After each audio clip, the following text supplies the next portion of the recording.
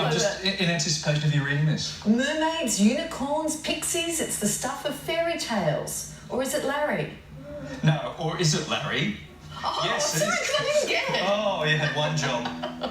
Katrin. How long did you go to journalist school for, Gray actually? I didn't understand it. Katrin Gray is the former Miss Germany International turned professional real-life mermaid. She spends most of her time underwater with a specially designed and engineered mermaid fin, and she wants you to join her there. Is it, Kylie? Mermaid Kat has opened one of the world's first mermaid schools, offering classes for kids and adults. But what does the life of a mermaid entail? See what I did there? And how do you ditch your flippers for a real-life fin? Important question. Mermaid Kat joins us from Perth. Now, good morning. Wow. Welcome to what an amazing set. We've blown our entire budget on this set. It's very difficult to find black tables like that. Yes, sorry to drag you out of the water. Mermaid Kat, good morning. When did you decide you wanted to become a professional mermaid? Good morning, guys. Well, everything, of course, started as a childhood dream when I watched the Disney movie The Little Mermaid when I was about 5 years old. But, of course, back then you didn't have mermaid tails or anything like this.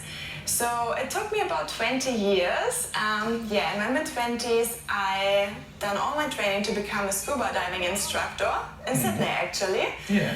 And then after spending so much time underwater, I thought, mensch, now there must be a way of making this childhood dream come true. So I took freediving classes to learn how to hold my breath for a longer time and created my first mermaid tail. Practiced my underwater modeling skills, and this is how Mermaid Kat was born. Oh, and a mermaid all the way from Germany. That's the accent we're detecting, isn't it? Yeah, it's a German accent. German accent. So you used to be a model. How do the two professions compare, modelling to mermaiding? Well, part of being a mermaid, or at least in my case, is also being an underwater model. I do underwater stunt work. That means I shoot for TV and movie productions, for magazines, all sort of stuff underwater.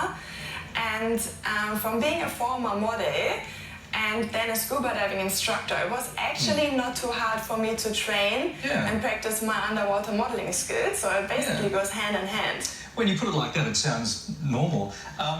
What's more dangerous, being a mermaid, or trying to balance on the news desk in Perth? Or trying what? To balance there on that table in the studio. Well, if you consider that this tail weighs about 15 kilos because it's made out of silicone and actually made for swimming, it's actually quite hard keeping the balance here. So it's definitely much more comfortable being in the water with the tail. So, because you've swum with sharks, that includes hammerheads and tiger sharks as a mermaid. I mean, do the underwater creatures treat you any differently when you're dressed, well, not dressed because this is how a mermaid is all the time, but when you appear like this, say, as when you're having a scuba suit on, do they treat you any differently? That's the question my team and me ask ourselves every time when I am going to swim with new sea creatures. It's really different. Like swimming with whale sharks, for example, they didn't seem to be too bothered, not too interested.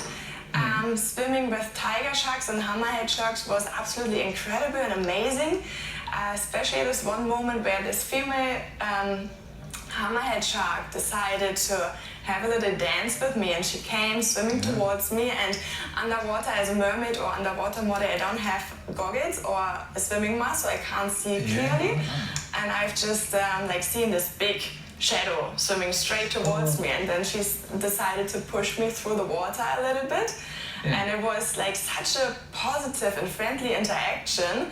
That was like pretty amazing. Does your partner ever ask you to dress up and just sit in the bath? No, he doesn't. He likes to dress up as a merman sometimes. Of course he does. Of course he does. He does it for fun. Yeah, there are actually mermen. Larry, I can see you in a mermaid tail. Yes. No, I can imagine how that would all work out. That's fun. Is a merman tail? It wouldn't be as pretty as yours. No. Well, you have different designs. Most men would choose different colors, obviously. Yes. But now you also see some mermen wearing pink and purple. pink and purple mermaid. I like So it. I'm quite happy actually to come over to Sydney and get you guys into it. I would love that. Don't worry, you stay there. I'm coming over there to join this mermaid school. I'm on the next flight at 11:35. Of course you're running a world first mermaid school. Now this is kids can get involved, and also like adults, because I know that you run like a 4-day mermaid camp for adults. So it's not just for the kiddies. Yeah, so the kids' workshops, they're about 90 minutes long, where we spend some time on land with some general safety briefings. Then we get into the water. Of course, start with some safety skills, because especially kids always see the magic in transforming into a mermaid, but they totally forget that they are actually with their legs tied together in the water, and it's tiring and exhausting. Yeah. So after the basic safety skills, then we start having like the real proper fun underwater, learning the first mermaid strokes and swim through loops and do handstands and try to splash the parents wet and everything. Lovely. We're just seeing the mermen. A beautiful shot of all those mermen lined up. I love this. I love this. Now, do you believe in mermaids? Because some people think that mermaids, maybe, over the thousands of years of maritime history, there is. Yeah, absolutely. Do you think mermaids exist? Well, if you consider that about 90% of our oceans are still undiscovered, and regularly there are new species being discovered that we didn't know that existed, there is a chance that mermaids are out there. But I think if they are, they're different to the way that we picture them, because if you look at the movement of a mermaid, as you can just see there, me swimming with the dolphins, we have the same movement as other sea mammals, and we have to come to the surface to breathe. So we picture mermaids as mammals, but if they're really in the deep, deep, deep oceans that haven't been discovered yet, I think they would be more like fish or something, so that they could like stay underwater without coming to the surface. So at the moment, it just has to sort of live in your imagination, Larry, which is where it's going to. It's happily living there. Yes. Lovely to talk to you this morning. Thank you so much for climbing up on that desk for us.